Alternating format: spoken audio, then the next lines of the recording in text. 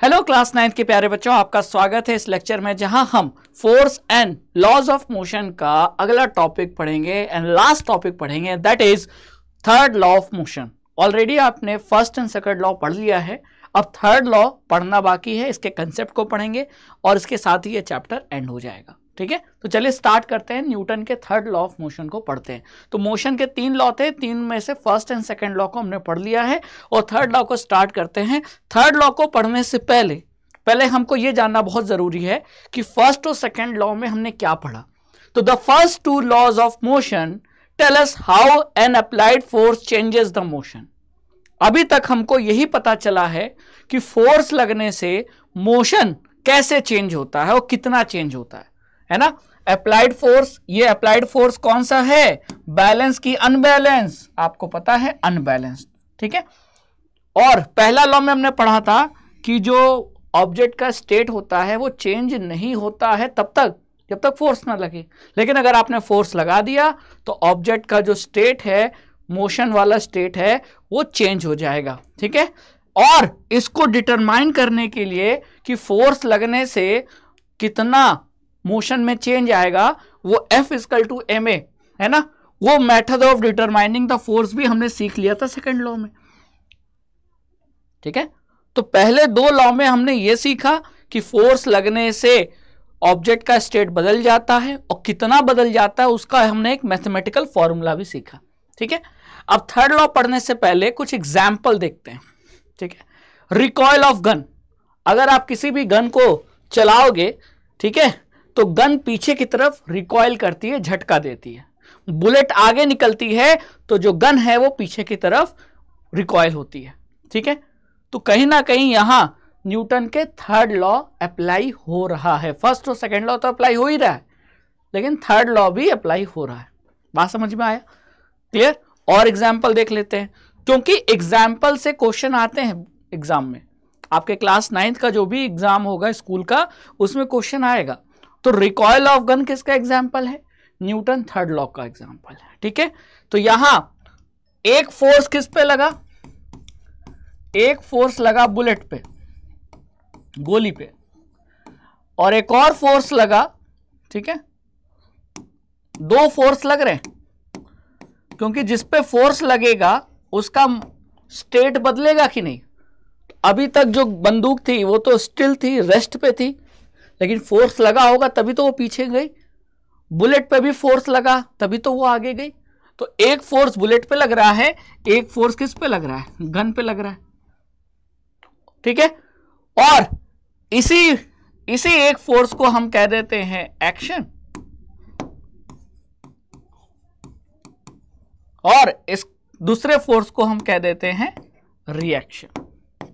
तो एक्शन और रिएक्शन जो आप पढ़ने वाले हो न्यूटन थर्ड लॉ में, बेसिकली है क्या? फोर्स है। एक्शन और रिएक्शन दोनों फोर्स है। एक फोर्स किसी ऑब्जेक्ट पे लगता है, ठीक है, और दूसरा फोर्स उस ऑब्जेक्ट पे लगाने वाले ऑब्जेक्ट पर लगता है, यानी 2 ऑब्जेक्ट है। ठीक है, ऑब्जेक्ट कितने हैं? 2, फोर्स कितने हैं? 2। एक फोर्स को एक्शन कह रहे हैं, दूसरे फोर्स को रिएक्शन कह रहे हैं। ठीक है, बात समझ में आ गई?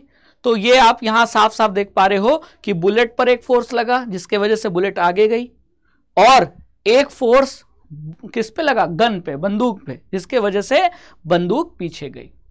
बुलेट आगे जा रही है, बंदूक पीछे जा रही है, तो कहीं ना कहीं दोनों पे कहीं ना कहीं फोर्स लग रहा है, और इस फोर्स का डायरेक्शन क्या है? अपोजिट है।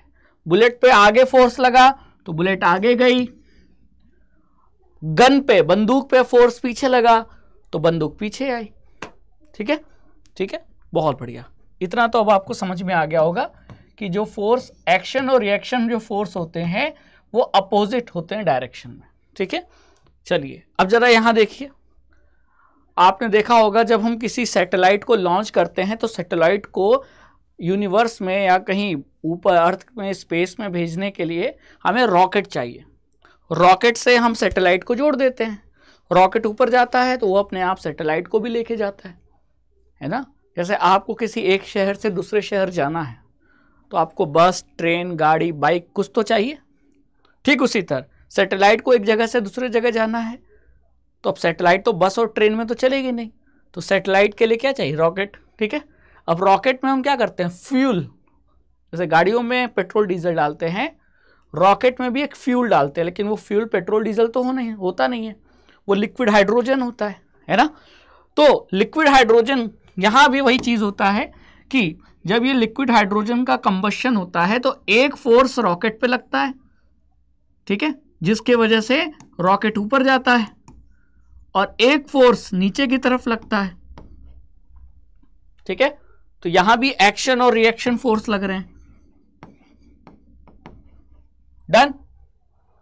फिर कभी आप नाव में सफर किए हो? नाव में बैठकर सफर करने के बाद जब नाव किनारे पे आती है और आप नाव से उतरने की कोशिश करते हो, तो एक पैर नाव पे रख के जब आप कूदोगे तो आप नाव पे पीछे की तरफ फोर्स लगाओगे। ठीक है, ये हो गया एक्शन। आप नाव किनारे पर लाकर अब नाव से उतरने की कोशिश कर रहे थे, जंप करने की कोशिश कर रहे थे, तो आपने पैर से नाव को पीछे ढकेला, यानी पीछे की तरफ बैकवर्ड डायरेक्शन में फोर्स लगाया। इस फोर्स को अगर हम एक्शन मान ले तो नाव आपको छोड़ेगी नहीं, नाव भी आप पर फोर्स लगा रही है अपोजिट डायरेक्शन में, क्योंकि हमने देखा ही है कि एक्शन और रिएक्शन फोर्स हमेशा डायरेक्शन में अपोजिट होते हैं। तो आपने नाव को पीछे ढकेला था, तो नाव आपको, बोट आपको आगे की तरफ ढकेलेगी, यानी इस एक्शन का क्या मिलेगा? रिएक्शन मिलेगा अपोजिट डायरेक्शन में, और उसके वजह से आप पर क्योंकि ये रिएक्शन फोर्स लगा तो आप आगे आगे जमीन पे, और बोट पे एक्शन हुआ तो वो बोट पीछे चली गई। तो ये भी किसका एग्जाम्पल है? ये भी आपके Newton third law of motion का एग्जाम्पल है। तो कहीं ना कहीं अब आपको थर्ड लॉ ऑफ मोशन समझ में आ गया कि एवरी एक्शन, एक्शन मतलब फोर्स, एवरी एक्शन, अगर हम किसी ऑब्जेक्ट पर एक्शन कर रहे हैं मतलब किसी ऑब्जेक्ट पे फोर्स लगा रहे हैं, तो वो ऑब्जेक्ट भी हम पे फोर्स लगाएगा, और ये फोर्स हमारे द्वारा लगाए गए फोर्स के बराबर होगा मैग्नीट्यूड में, और डायरेक्शन में अपोजिट होगा। और ये दोनों फोर्स दोनों डिफरेंट ऑब्जेक्ट पे लगेंगे, एक ही ऑब्जेक्ट पे नहीं लगेंगे। ठीक है, तो थर्ड लॉ ऑफ मोशन क्या कहता है? Third law of motion states that when one object exerts a force on another object, then second object also instantaneously exert a force back on the first। यानी कि अगर दो object मान ले, object one object to, तो अगर object one object to पे force लगा रहा है तो उसी समय इंस्टेंटेनियसली, ये नहीं कि 10 मिनट बाद, 10 दिन बाद, जिस समय पहला ऑब्जेक्ट दूसरे ऑब्जेक्ट पे फोर्स लगाएगा उसी समय दूसरा ऑब्जेक्ट भी पहले ऑब्जेक्ट पे फोर्स लगाएगा। तो अगर इस फोर्स को हम एक्शन मान लें तो उस फोर्स का क्या मिलेगा? रिएक्शन मिलेगा, और इसी को Newton third law of motion कहते हैं। ठीक है, यानी every force, every action has an equal and opposite reaction. Equal किसमें? इक्वल मैग्नीट्यूड में। मैग्नीट्यूड का मतलब अगर मान लीजिए कि पहला फोर्स 50 न्यूटन का था जो पहले ऑब्जेक्ट ने दूसरे ऑब्जेक्ट पे लगाया, तो जो दूसरे ऑब्जेक्ट ने पहले ऑब्जेक्ट पे फोर्स लगाया वो भी 50 न्यूटन का होगा।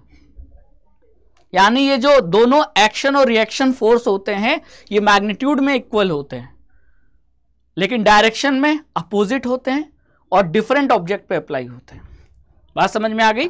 तो these two forces are always equal in magnitude but opposite in direction and always act on different object. हमेशा डिफरेंट ऑब्जेक्ट पे लगते हैं, ये नहीं कि सेम ऑब्जेक्ट पे लगेंगे, क्योंकि अगर आप सेम ऑब्जेक्ट पे मान लोगे तो बताओ, एक फोर्स लगा 50 न्यूटन का, दूसरा फोर्स लगा अपोजिट डायरेक्शन में 50 न्यूटन का, तो नेट फोर्स क्या हो गया? 0।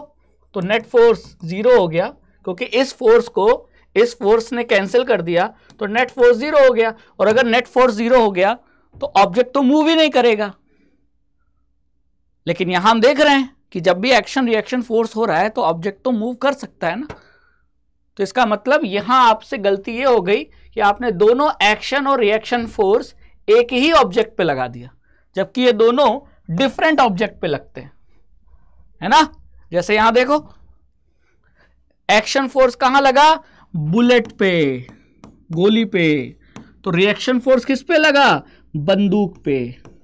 तो डिफरेंट ऑब्जेक्ट पे लगे, दोनों मैग्नीट्यूड में बराबर थे लेकिन डायरेक्शन में क्या थे? अपोजिट थे। ठीक है। अब अगर वही चीज यहां है कि अगर आप किसी दीवार को ढकेल रहे हो, मतलब आप दीवार पे क्या लगा रहे हो? फोर्स। आपने हाथ से क्या लगाया? फोर्स। किस पे? दीवार पे। ये फोर्स क्या हो गया? एक्शन। तो दीवार भी आप पे लगाएगी, आपने दीवार पे लगाया तो दीवार भी आप पे फोर्स लगाएगी, ये फोर्स क्या हो जाएगा? रिएक्शन। तो आपने दीवार पे लगाया, दीवार ने आप पे लगाया, तो ये दोनों फोर्स डिफरेंट ऑब्जेक्ट पे लगे ना। आपने दीवार पे, दीवार ने आप पे, तो दोनों फोर्स डिफरेंट ऑब्जेक्ट पे लग रहे हैं। दोनों फोर्स का मैग्नीट्यूड बराबर है। धीरे से दीवार को ढकेलोगे तो धीरे चोट लगेगी, दीवार से तेज से टकराओगे तो तेज चोट लगेगी। यानी आप जितना प्यार से दीवार को पुश करोगे, दीवार भी उतने प्यार से पुश करेगी, और बहुत तेजी से दीवार पे मारोगे तो ज्यादा चोट लगेगी। यानी जितना दोगे उतना मिलेगा।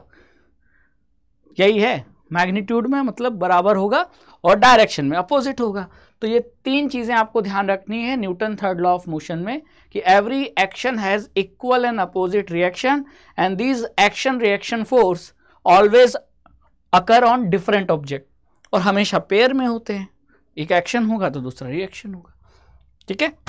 अब जैसे देखो, अगर आपने कभी फुटबॉल खेला है, फुटबॉल में कभी ना कभी ऐसा होता है कि बॉडी टकरा गई, पैर टकरा गए, दो लोगों के, या दो लोगों के हेडर मारते समय सर टकरा गए, तो एक को चोट लगती है कि दो को चोट लगती है? आप कहोगे सर दोनों को लगेगी। क्यों? एक्शन रिएक्शन की वजह से। आपने अपने दोस्त के सर पे फोर्स लगाया तो दोस्त के सर ने आप पे फोर्स लगाया, तो दोनों को चोट लगी, क्योंकि एक्शन और रिएक्शन। ठीक है। Both feel hurt because each applies a force to the other. दोनों एक दूसरे पे फोर्स लगा रहे। तो ये Newton third law of motion का ही तो एग्जाम्पल है। Every action has equal and opposite reaction, और दोनों जो अपोजिंग फोर्सेज हैं, यानी एक्शन रिएक्शन फोर्सेज होते हैं, ठीक है, दोनों अपोजिट डायरेक्शन में जो फोर्स लगते हैं उन्हें एक्शन रिएक्शन फोर्स कहा जाता है। तो इसीलिए कहते हैं कि ये हमेशा किस में होते हैं? पेयर में होते हैं। एक एक्शन है तो दूसरा रिएक्शन है। ठीक है। और इसीलिए Newton third law of motion को हम लॉ ऑफ एक्शन रिएक्शन भी कहते हैं। जैसे न्यूटन फर्स्ट लॉ को हम लॉ ऑफ इनर्शिया कहते हैं, ठीक उसी तरह न्यूटन के थर्ड लॉ को हम लॉ ऑफ एक्शन रिएक्शन कहते हैं। तो कंफ्यूज मत होना कि लॉ ऑफ एक्शन रिएक्शन मतलब Newton third law of motion. Done? समझ में आ गई बात? ठीक है। Suppose you are standing at rest and intend to start walking on the road. Now push the road below backward. जैसे आप जब हम लोग सड़कों पे या कहीं जमीन पे चलते हैं, ठीक है, तो हम क्या करते हैं? हम अपने पैर से जमीन को पीछे की तरफ पुश करते हैं। जैसे आपका ये पैर है तो आपका ये पैर जमीन को पीछे की तरफ पुश करेगा। ठीक है। तो ये हो गया, मान लो कौन सा फोर्स? एक्शन। तो जमीन भी आप पर क्या लगाएगी? फोर्स। ठीक है। और ये कौन सा फोर्स होता है? यही फ्रिक्शनल फोर्स होता है। The road exert an equal and opposite force on your feet to make you move forward. तो आपने ये जो फोर्स लगाया ये जमीन पे लगाया। ठीक है। आपने ये फोर्स लगाया तो कहां लगाया? जमीन पे। और जमीन ने आप पे भी फोर्स लगाया। वो फोर्स कहां लगाया? क्योंकि आपने पीछे की तरफ लगाया था तो जमीन आप पर आगे की तरफ लगाएगी। ठीक है। और इस तरीके से आप एक ग्राउंड पे चल पाते हो। ठीक है। और अगर ऐसा नहीं होता तो, मान लो ग्राउंड में फ्रिक्शन नहीं होता, तो फ्रिक्शन नहीं होता तो मतलब आप हमेशा फिसलते रहते, आप कभी भी खड़े नहीं रह सकते। ठीक है। डन? समझ में आई बात? बहुत इजी है। Force on floor from your foot, force on foot from the floor. तो हम जब पैरों से जमीन को दबा रहे हैं चलने के लिए, है ना, चलने के लिए हम क्या करते हैं? जब ऐसे पैर रखते हैं, ऐसे पैर रखा, फिर पैर उठाते हैं, तो कहीं ना कहीं हम पीछे की तरफ जमीन को पुश कर रहे हैं, तो जमीन भी हम पर आगे की तरफ पुश कर रही है, तो हम आगे जा रहे हैं। ठीक है। क्लियर? चलिए, अब ये चीज बहुत जानना जरूरी है कि it is important to know that even though the action reaction forces are always equal in magnitude. अब देखो, अगर फोर्स है तो कहीं ना कहीं जिस ऑब्जेक्ट पे वो फोर्स लग रहा है उस ऑब्जेक्ट में क्या पैदा होगा, एक्सेलरेशन। ठीक है, बात समझ में आई? फोर्स है तो ऑब्जेक्ट में क्या पैदा होगा, प्रोड्यूस होगा, एक्सेलरेशन। ठीक है, अब हमने क्या पढ़ा, हमने ये पढ़ा है कि दो फोर्स होते हैं, एक फोर्स एक्शन और दूसरा फोर्स रिएक्शन, और दोनों मैग्नीट्यूड में इक्वल होते हैं, यानी दोनों की वैल्यू बराबर होती है, 50 न्यूटन 50 न्यूटन, 100 न्यूटन तो 100 न्यूटन। ठीक है, अब दोनों किस पे लग रहे हैं, दोनों डिफरेंट ऑब्जेक्ट पे लग रहे हैं। ठीक है, तो ये अगर मान लेते हैं कि ये जो एक्शन फोर्स है वो ऑब्जेक्ट M1 पे लग रहा है और ये फोर्स दूसरे ऑब्जेक्ट M2 पे लग रहा है, तो क्या दोनों फोर्स से इस दोनों ऑब्जेक्ट में जो एक्सेलरेशन प्रोड्यूस होगा क्या वो इक्वल होगा? तो एक्सेलरेशन को हम कैसे फॉर्मूला बना सकते हैं, acceleration is equal to force upon mass. ठीक है, अब यहां मैं अगर एक्सेलरेशन A1 मान लूं, यहां मैं A2 मान लूं, तो A1 की वैल्यू क्या हो जाएगी, F अपॉन M1, और A2 की वैल्यू हो जाएगी F अपॉन M2। ठीक है, तो फोर्स की वैल्यू तो बराबर है लेकिन दोनों ऑब्जेक्ट का मास डिफरेंट है, क्योंकि ये दोनों फोर्स डिफरेंट ऑब्जेक्ट पे लगते हैं। एक बुलेट पे लगा तो एक बंदूक पे लगा, एक नाव पे लगा तो एक इंसान पे लगा, तो मास अलग अलग है, फोर्स सेम है लेकिन मास अलग अलग है, तो एक्सेलरेशन भी अलग अलग होगा। यानी एक्शन और रिएक्शन जो फोर्स है वो जिस ऑब्जेक्ट पे लगते हैं उस ऑब्जेक्ट में जो एक्सेलरेशन प्रोड्यूस होता है वो एक्सेलरेशन सेम नहीं हो सकता। सेम तभी होगा जब दोनों ऑब्जेक्ट का मास सेम हो, लेकिन ये बहुत रेयर केस में होता है। ठीक है, तो इसीलिए कहा गया कि एक्शन रिएक्शन जो फोर्सेस होते हैं may not produce acceleration of equal magnitude. जरूरी नहीं कि वो सेम मैग्नीट्यूड का एक्सेलरेशन भी प्रोड्यूस करे, यानी कि A1 और A2 की वैल्यू इक्वल भी हो सकती है और नहीं भी हो सकती है, क्योंकि हमको अक्सर ये लगता है फोर्स बराबर तो एक्सेलरेशन भी बराबर। नहीं, फोर्स बराबर लेकिन मास का भी तो रोल है। जब फोर्स और मास दोनों बराबर होंगे, F और M जब दोनों इक्वल होंगे तभी जाके एक्सेलरेशन भी इक्वल होगा, नहीं तो अलग अलग अगर ऑब्जेक्ट हैं, मास अलग है, तो सेम फोर्स अलग ऑब्जेक्ट में, अलग मास वाले ऑब्जेक्ट में अलग टाइप का एक्सेलरेशन प्रोड्यूस करेगा, किसी में ज्यादा किसी में कम। ठीक है, अब जैसे मैं आपको इसका एग्जाम्पल बताता हूं, आपने ये वाला एग्जाम्पल देखा था। ठीक है, तो अब आप ही बताओ यहां एक्शन किस पे हुआ, यहां एक्शन हुआ गोली पे, बुलेट पे। ठीक है, तो मान लेते हैं ये फोर्स है F, रिएक्शन किस पे मिला, रिएक्शन मिला किस पे, गन पे। ठीक है,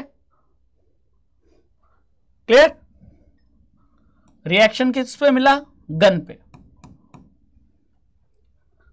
तो दोनों फोर्स बराबर है, हाँ सर दोनों फोर्स बराबर है, तो फोर्स ऑन, ये हो गया फोर्स ऑन बुलेट, तो ये हो जाएगा mass of bullet into acceleration of bullet. तो यहां से एक्सेलरेशन ऑफ बुलेट क्या हो जाएगा, force upon mass of bullet. ठीक है, सिंपल सा इक्वेशन। ठीक है, अब मैं ये फोर्स लेता हूं जो बुलेट पे नहीं लगा है, जो गन पे लगा है, तो force on gun is equal to mass of gun into acceleration of gun. तो अगर मैं एक्सेलरेशन ऑफ गन लिखूं तो ये हो जाएगा force upon mass of gun. अब आप ही बताइए, ये दोनों फोर्स, ये एक्शन वाला फोर्स जो गोली में लगा, रिएक्शन वाला फोर्स जो बंदूक में लगा, दोनों मैग्नीट्यूड में बराबर है, डायरेक्शन में अपोजिट है।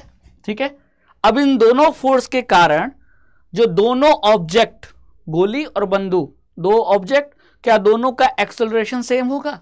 तो अब आप ही बताओ, जब दोनों का मास सेम नहीं है, बंदूक का मास ज्यादा है, गोली का मास कम है ना, ये देखो गोली निकली, उसका छल्ला जो शेल है वो बाहर निकला, तो गोली बुलेट का मास कम है, ठीक है, गन का मास ज्यादा है, बुलेट का मास कम है, तो मास कम होगा तो एक्सेलरेशन ज्यादा होगा, मास ज्यादा होगा तो एक्सेलरेशन कम होगा। तो भले ही दोनों ऑब्जेक्ट पर सेम फोर्स लग रहा है, सेम मैग्नीट्यूड का लग रहा है फोर्स, लेकिन फिर भी बुलेट का एक्सेलरेशन ज्यादा है लेकिन गन का एक्सेलरेशन पीछे की तरफ कम है। क्यों? क्योंकि मास डिफरेंट है। बुलेट का मास कम तो उसी फोर्स के कारण, ठीक है, बुलेट का मास कम तो उसी फोर्स के कारण एक्सेलरेशन ज्यादा प्रोड्यूस हुआ, है ना। मतलब आप ही बताओ, हाथी एक इंसान को सूंड से मार दे, वही हाथी उसने ही फोर्स से किसी दूसरे हाथी को मारे, तो आप बताओ बहुत तेजी से कौन फेंकाएगा? इंसान, क्योंकि उसका मास कम है। तो फोर्स सेम लगा, एक हाथी ने एक बार इंसान को मारा और दूसरे बार दूसरे हाथी को मारा, तो दोनों पे फोर्स बराबर लगा, लेकिन क्योंकि इंसान का मास कम है तो इंसान में ज्यादा एक्सेलरेशन पैदा हुआ और वो दूर फेंका गया बहुत तेजी से। लेकिन उतना ही फोर्स एक हाथी ने दूसरे हाथी पे लगाया तो हाथी को, दूसरे हाथी को असर नहीं पड़ा। क्यों? क्योंकि उसका मास ज्यादा है। यानी कि एक्शन रिएक्शन फोर्स के कारण डिफरेंट ऑब्जेक्ट में हो सकता है कि डिफरेंट एक्सेलरेशन प्रोड्यूस हो ड्यू टू डिफरेंट इन मास। ठीक है, बात समझ में आ गई। इसीलिए जब गन रिकॉइल करती है तो बुलेट का मास तो ज्यादा रहता है, लेकिन गन जिस स्पीड से रिकॉइल कर रही है, गन के रिकॉइल स्पीड की वैल्यू बुलेट के कंपैरिजन में कम रहती है। क्यों? क्योंकि बुलेट में ज्यादा एक्सेलरेशन प्रोड्यूस हुआ, क्योंकि बुलेट का मास कम है। गन का मास ज्यादा है तो गन में एक्सेलरेशन कम प्रोड्यूस हुआ, एक्सेलरेशन कम प्रोड्यूस हुआ तो कम स्पीड से पीछे आएगी। बात समझ में आ गई। तो acceleration of gun is much less than the acceleration of bullet, क्योंकि मास डिफरेंट है। ठीक है, समझ में आ गई बात। चलिए, तो यहां हमारा ये टॉपिक कंप्लीट होता है। आई होप कि अब आपको Newton third law of motion अच्छे से समझ में आ गया होगा। तो यहां चैप्टर एंड होता है। तो नेक्स्ट लेक्चर में आपको इस चैप्टर के एनसीईआरटी एक एक्सरसाइज के सॉल्यूशन आपको मिलेंगे। Thank you so much for watching this video. Like कीजिए, शेयर कीजिए, चैनल को जरूर सब्सक्राइब कीजिए। Thank you so much.